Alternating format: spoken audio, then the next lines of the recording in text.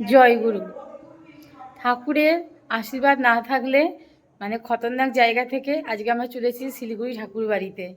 ওখানে পরিস্থিতি খুবই খারাপ, ধস নেমে খুব অবস্থা খারাপ হয়ে গেছে।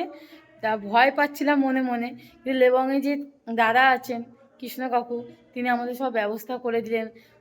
আর একজন যে ড্রাইভার দাদা, সে এতটাই ভালো, সে রিস্ক নিয়ে আমাদেরকে আজকে পৌঁছে দিয়ে গেলেন শিলিগুড়ি মন্দিরে। তা ঠাকুরের দয়া না থাকলে ভালো মানুষ পাওয়া খুব কষ্টকর ব্যাপার।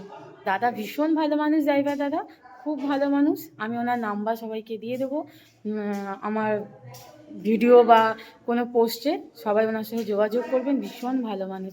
এখন আমরা এই পৌঁছালাম, চলে এসেছি ঠাকুরবাড়ি, শিলিগুড়ি ঠাকুরবাড়ি সাতসাং। খুবই সুন্দর লাগলো। ঠাকুর আমাদের সব সময় পদে পদে রক্ষা করেন। পরমপিতার হাত আমাদের মাথায় সব সময় আছেন। উনি তো আমাদের পরমপিতা, মানে চাই হচ্ছে ব্যাপার এই আর কি। ঠাকুর সাথে থাকলে সব কিছু জয় করা যায়, যত বিপর্যয় বলুন, সব কিছু বলুন।